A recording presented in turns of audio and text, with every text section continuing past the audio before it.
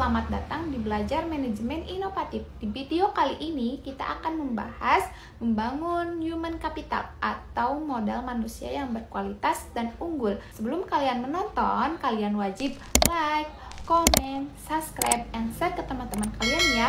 Selamat menyaksikan, semoga bermanfaat.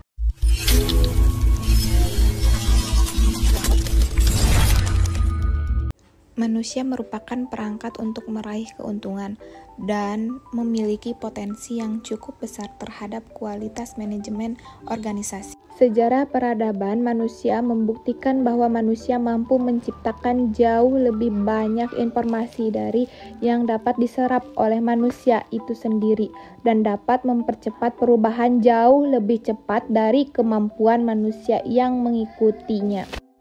Manusia seperti ini adalah manusia yang memiliki skill, kompetensi, dan pengetahuan yang diperolehnya melalui pengalaman belajarnya.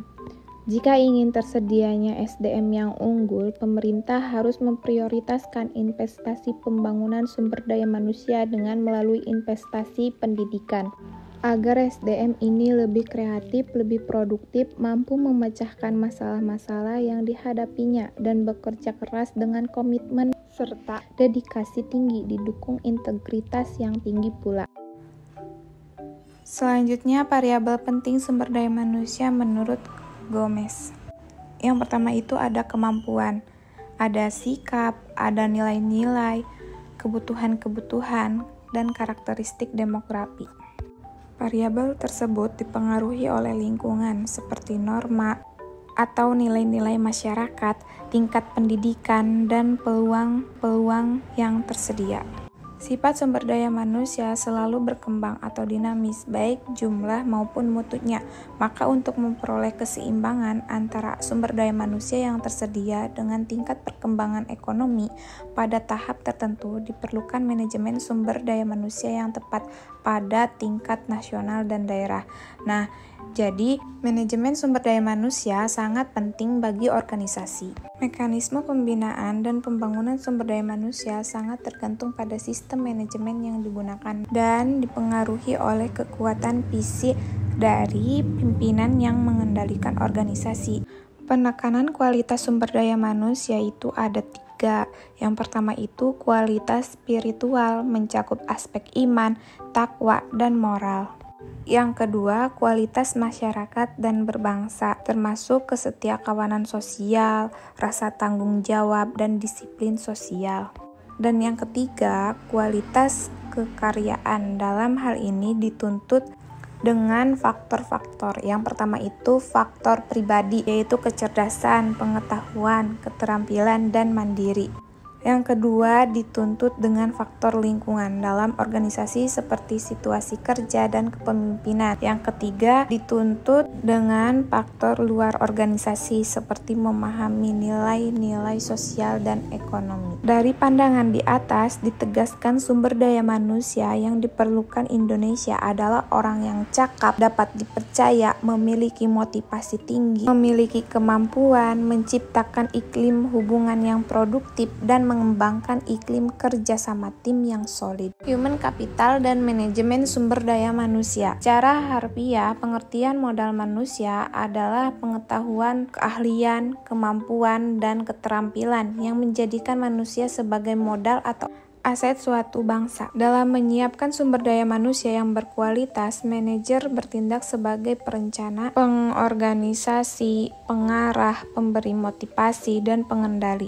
Pada dasarnya, organisasi, baik organisasi pemerintahan, pendidikan, maupun organisasi bisnis, memiliki ketergantungan dengan sumber daya manusia yang ada dalam organisasi untuk menggerakkan organisasi, untuk memenuhi kebutuhannya, memenangkan persaingan, dan mencapai tujuan yang telah ditetapkan melalui proses dan mekanisme manajemen yang benar. Selanjutnya, human capital dan investasi pembangunan sumber daya manusia. Pembangunan sumber daya manusia dalam bentuk investasi yang jelas dan memenuhi kebutuhan program sesuai target yang ditetapkan akan memberikan arah yang jelas mengenai sumber daya manusia yang diperlukan dan sumber daya manusia yang dapat diperoleh. Investasi yang jelas dan program yang terstruktur akan dapat menghasilkan manusia unggul, yaitu manusia yang mampu mengatasi masalah hidupnya sendiri dan masalah masyarakat.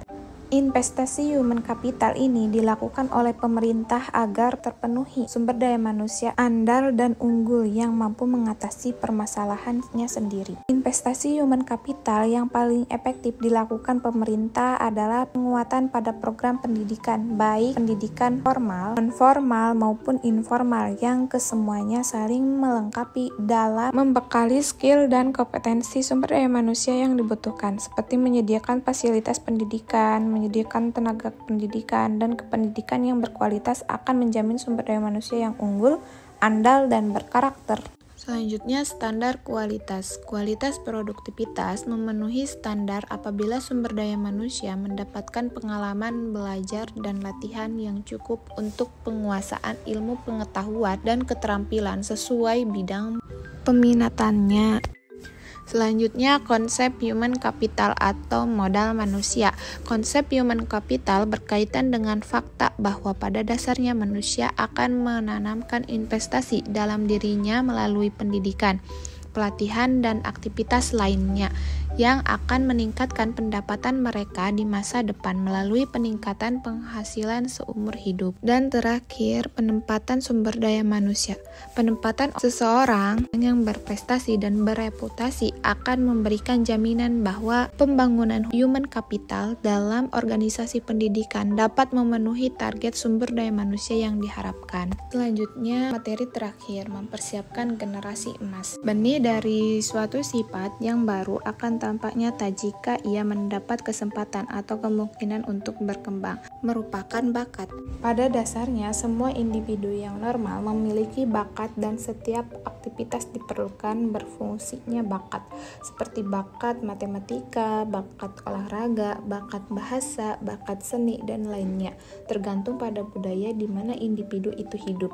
Khusus bagi generasi yang berbakat dan bertalenta, perlu disediakan strategi dan fasilitas yang dapat memaksimalkan bakat dan talenta mereka agar benar-benar menjadi generasi emas yang bermanfaat bagi pemerintah dan masyarakat luas guna meningkatkan kualitas kesejahteraan dan kualitas peradaban. Mungkin cukup materi di video kali ini, semoga bermanfaat dan sampai jumpa di video selanjutnya. Wassalamualaikum warahmatullahi wabarakatuh.